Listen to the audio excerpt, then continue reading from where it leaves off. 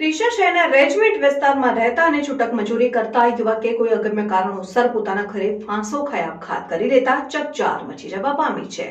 આ અંગેની વિગત એવી છે કે ડીસાના રેજમેન્ટ વિસ્તારમાં રહેતો 35 વર્ષીય પ્રવીણભાઈ ઉર્ફે ભરતભાઈ દશરથભાઈ રાવળ છૂટક મજૂરી કરતો હતો। તેણે થોડા સમય અગાઉ હારીજ તાલુકાના કુકરાણા ગામે રહેતા બબીબેન સાથે લગ્ન થયા હતા। બબીબેને કુકરાણા ગામેથી છૂટાછેડા લઈ પ્રવીણ સાથે લગ્ન કરેલા અને બબીબેન પોતાની સાથે એક 9 વર્ષની દીકરીને લઈને આવેલા હતા અને તેઓના બંનેના લગ્ન જીવન દરમિયાન તેમને કોઈ સંતાન ન હતું। બેન રસોડામાં મજૂરી કામ કરે છે ત્યારે પ્રવીણ માર્કેટ યાર્ડમાં છૂટક મજૂરી કરતો હતો અને ગઈકાલે સાંજે બબીબેન પોતાના બહેનના ઘરે ગયેલા, જ્યાંથી રાત્રે 8-1 વાગે પરત આવતા તેમના ઘરનો દરવાજો ન ખુલતા તેઓએ આજુબાજુના લોકોને બોલાવીને તપાસ કરતા અંદર તેમના પતિ પ્રવીણભાઈ રાવળ પંખા સાથે સાડી વડે ગળે ફાંસો ખાઈને લટકેલા હતા, જેથી તેઓએ તેમના સાસરી પક્ષના લોકોને જાણ કરી બોલાવ્યા હતા અને દરવાજો તોડી પ્રવીણભાઈની લાશને નીચે ઉતારીને પોલીસને જાણ કરવામાં આવી હતી। પ્રવીણભાઈએ કોઈ અગમ્ય કારણોસર આપઘાત કરી લેતા